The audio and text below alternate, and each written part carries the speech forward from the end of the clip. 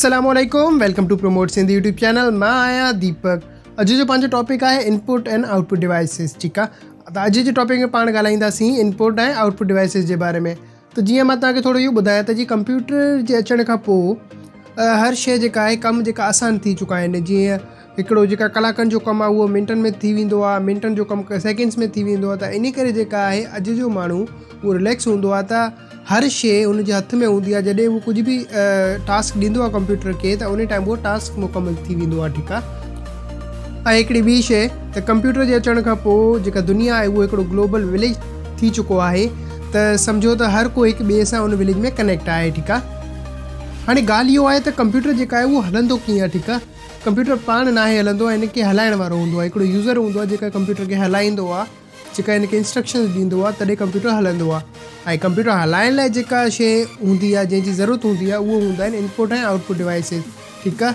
त हाणे मां तव्हांखे ॿुधायां, जॾहिं माण्हू कंप्यूटर हलाईंदो आहे, जेका यूज़र हूंदो आहे, त हुनखे कंप्यूटर हलाइण लाइ कुझु डिवाइसिस जी ज़रूरत हूंदी आहे। जीअं इहो आहिनि तव्हांजे साम्हूं स्क्रीन ते नज़र अचनि पिया। कंप्यूटर में जेका कीबोर्ड हूंदा आहिनि, माउस ऐं इहो सभु हूंदा आहिनि। ठीकु आहे।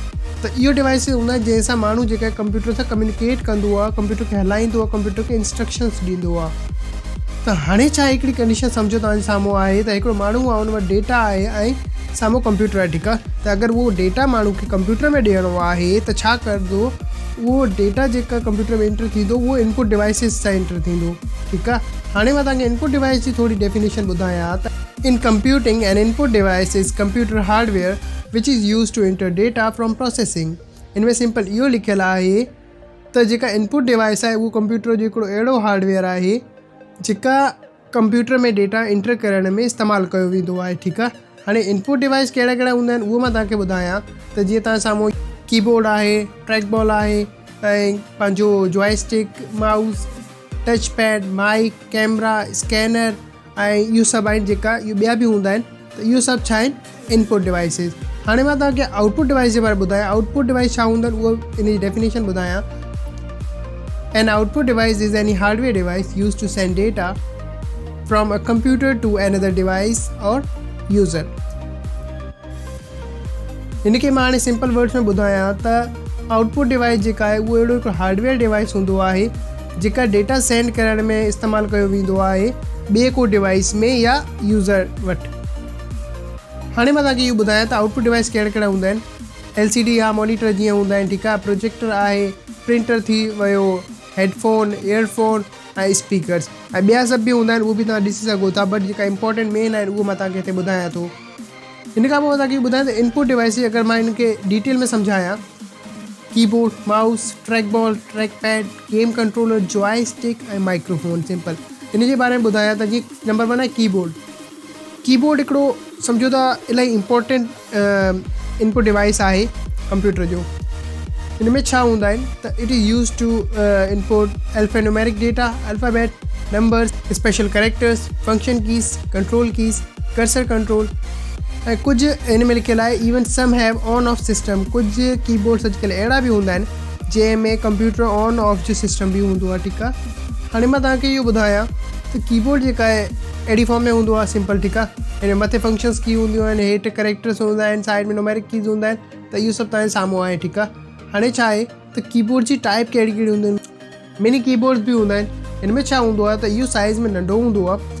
कुझु कीबोर्ड अहिड़ा बि हूंदा आहिनि जंहिंमें 70 to 90 बटन्स हूंदा आहिनि ऐं अॼुकल्ह कुझु त अहिड़ा बि हूंदा आहिनि जंहिंमें 100+ बि हूंदा आहिनि। ठीकु आहे। त हाणे मिनी कंप्यूटर जेका इहो नंढो कीबोर्ड हूंदो आहे, बट हिन में फंक्शन सभु सेम हूंदा आहिनि।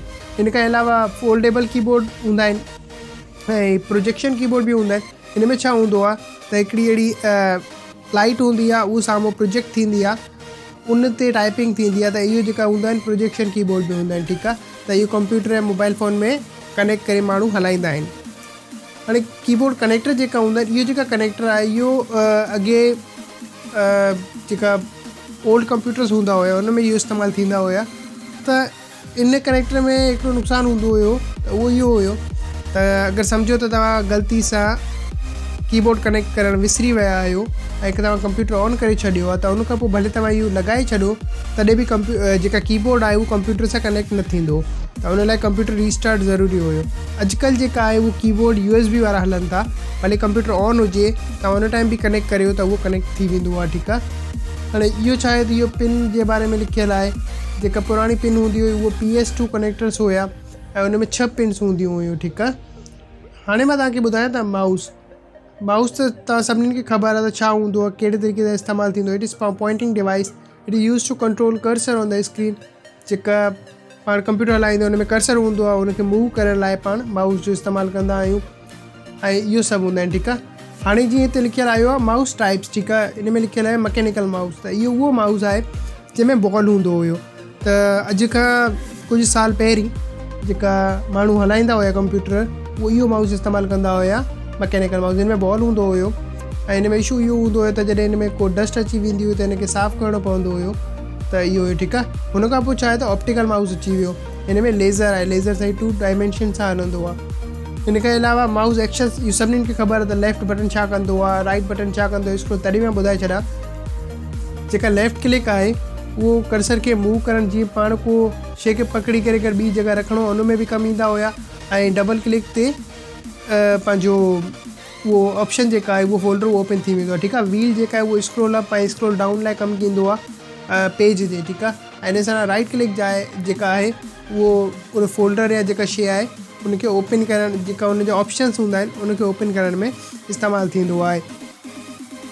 हिन खां अलावा जेका माउस कनेक्टर आहे सेम उहो ई जीअं कीबोर्ड में मां सम्झायो आहे, सेम उहो ई कंडीशन हिते बि अप्लाई थिए पई।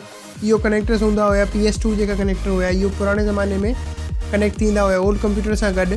ऐं इन में बि उहो ई कंडीशन हुई त अगरि तव्हांजो कंप्यूटर ऑन आहे ऐं तव्हां माउस कनेक्ट कयो आहे त उहो कनेक्ट न थींदो हुयो, रीस्टार्ट ज़रूरी हुयो। हाणे USB वारा कनेक्टर्स अची विया आहिनि। ठीकु आहे। माउस ऐं अॼु जे दौर में त जेका आहे ब्लूटूथ वारा माउस जेका हूंदा आहिनि, वायरलेस माउस ऐं कीबोर्ड, उहो इस्तेमालु थींदा आहिनि। माण्हू वधीक उहो इस्तेमालु कंदा आहिनि। त हिते उहो बि लिखियलु आहे। ठीकु आहे। हिन सां अलावा ट्रैक बॉल छा आहे हूंदो आहे, जीअं माउस हूंदो आहे सेम इन तरह कमु ईंदो आहे, बट हिन में छा आहे त इहो मूवेबल न आहे हूंदो आहे। हिन में जेका बॉल लॻियल आहे इन सां तव्हां इनखे हलाईंदा आहियो। ठीकु आहे। हिन खां पोइ आहे ट्रैक पैड, जेके टच पैड बि चइबो आहे। जीअं हिन में इहो सेम माउस जी तरह ई कमु ईंदा आहिनि। हिन में स्पेशल सरफेस हूंदो आहे जेका मोशन डिटेक्ट कंदो आहे। हिन ते फिंगर जीअं पाण मूव करे हिनखे इस्तेमालु कंदा आहियूं। ऐं इहो पंहिंजे जेका हूंदा आहिनि लैपटॉप्स में हूंदो आहे। ठीकु आहे। हिन खां पोइ आहे जॉयस्टिक जेका आहे इहो गेम खेॾण में ऐं इन में कमु ईंदो आहे। ऐं जेका मूवीज़ ठहंदियूं आहिनि वीडियो रिकॉर्डिंग, उन में बि इहो कमु ईंदो आहे। इन सां अलावा अॼुकल्ह जेका ड्रोन हलनि पिया उन में बि इहो जॉयस्टिक हूंदो आहे। ठीकु आहे। ऐं उन लाइ बि इहो कमु ईंदा आहिनि। हिन सां लाइ गेम कंट्रोलर, सिंपल इहो गेम खेॾण लाइ कमु ईंदो आहे। हिन खां पोइ आहे माइक्रोफोन। त मां पंहिंजे हिकिड़े ॿिए टॉपिक में बि तव्हांखे हिन जे बारे में ॿुधायो हुयो त पंहिंजी जेका वॉइस हूंदी आहे उहो एनालॉग फॉर्म में हूंदी आहे, पर जॾहिं उहो माइक में वञण खां पोइ रिकॉर्ड थींदी आहे या माइक में वञण खां पोइ साम्हूं वारे ॾे वेंदी आहे कंप्यूटर या मोबाइल में, त उहो डिजिटल फॉर्म में हली वेंदी आहे। त उन लाइ पाण खे माइक्रोफोन जी नीड हूंदी आहे। त इन लाइ माइक्रोफोन इनपुट डिवाइस आहे। हाणे जी मां ॿुधायां तव्हांखे कैमरा जे बारे में। डिजिटल कैमरा त इहो जेका आहे इहो इन जो हिकिड़ो माण्हू जो क्वेश्चन हूंदो आहे त हिन में स्क्रीन बि हूंदी आहे। ठीकु आहे। त जेका स्क्रीन आहे उहो आउटपुट आहे, हिन जो जेका कैमरा वारो पार्ट आहे उहो इनपुट आहे। त इहो इमेजिस वठण में कमु ईंदो आहे। ठीकु आहे। त इनपुट डिवाइस आहे। हिन खां पोइ आहे वेबकैम सिंपली जीअं पाण कंहिंखां वीडियो चैटिंग कंदा आहियूं, वीडियो कॉल या स्काइप कॉलिंग हूंदी आहे, जेका ऑनलाइन मीटिंग्स हूंदी आहिनि उन लाइ कमु ईंदो आहे। त इहो इनपुट वठंदो आहे। हिन सां अलावा बारकोड रीडर, हिन में जेका इहो लाइनूं हूंदियूं आहिनि इहो हूंदो आहे बारकोड। ठीकु आहे।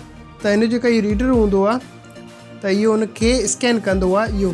ठीकु आहे। जीअं तव्हांजे साम्हूं नज़र अचे पियो त इहो जेका इहो इनपुट डिवाइस आहे। हिन सां अलावा स्कैनर आहे। स्कैनर तव्हां सभिनीनि खे अॼुकल्ह ख़बर हूंदी स्टूडेंट्स खे त इहो को शइ जेका आहे जीअं पाण हिन खां इमेजिस बि स्कैन करे सघूं था, प्रिंट आउट जेका पाण वटि बुक्स हूंदियूं आहिनि उनखे। ठीकु आहे। अॼुकल्ह त मोबाइलनि में बि इहो एप्लीकेशन अची वई आहे, जीअं कैम स्कैनर जे नाले सां हिकिड़ी एप्लीकेशन आहे, त उहो बि स्कैनर जो कमु कंदी आहे। त इहो स्कैनर जेका इहो बि इनपुट वठण लाइ इस्तेमालु थींदो आहे। इनपुट डिवाइस आहे।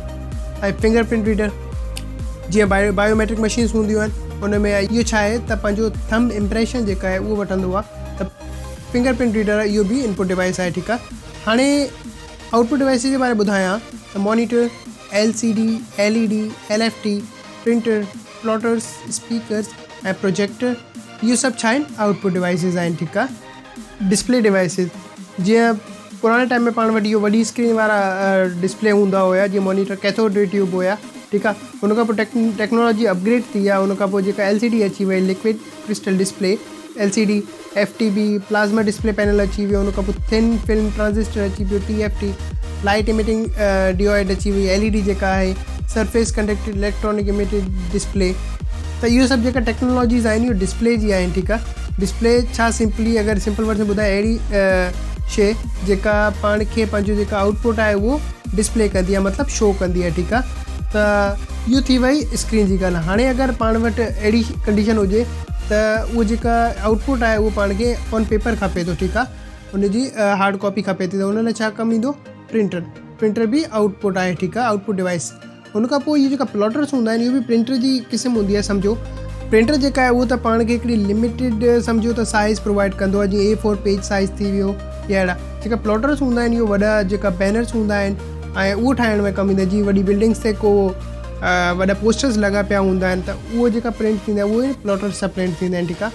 हिन खां पोइ स्पीकर, सिंपल अगरि तव्हां वटि म्यूज़िक आहे या को साउंड आहे त उहो आउटपुट तव्हांखे वठण लाइ स्पीकर जी नीड हूंदी।